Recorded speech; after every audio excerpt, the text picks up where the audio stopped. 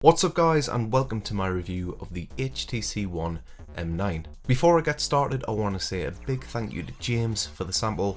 Let's get into it. So this is straight up the best looking device I've ever had in-house to play with. It feels fantastic in the hand. This is an incredibly well made phone and I just love that brushed metal design.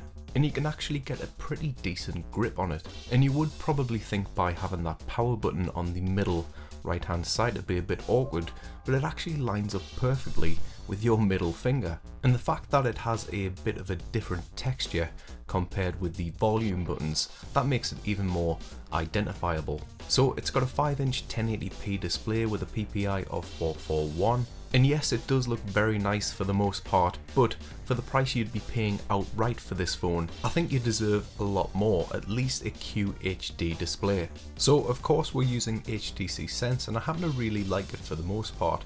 I really like how you can alphabetize apps and I really like blink feed, but the thing that lets it down for me is the stock keyboard. It's just too narrow. So as you can imagine guys, this is a very nippy device. It has no problems at all multitasking with that Snapdragon 810 inside of it. Gaming is a really good experience on the M9, not only because of those boom sound speakers giving you more of an experience when you're playing, but the fact that it can just totally handle any intensive game. So let's talk about video quality and boom sound. Streaming video quality from the likes of YouTube of course is perfectly acceptable, but that in combination with HTC boom sound and you've got a different experience here.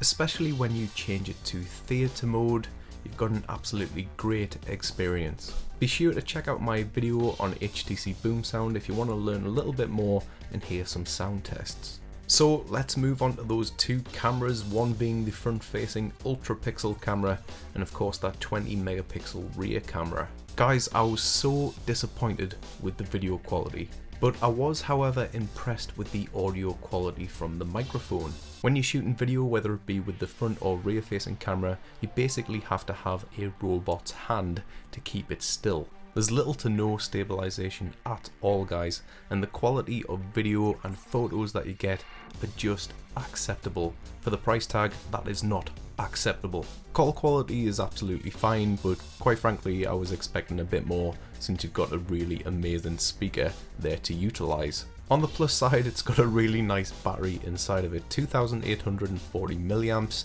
I was easily able to get a day and a half really from light to moderate use using it. So there you go guys, maybe this wasn't the review you were expecting, but I've got to be honest and those are my opinions. But what do you guys think?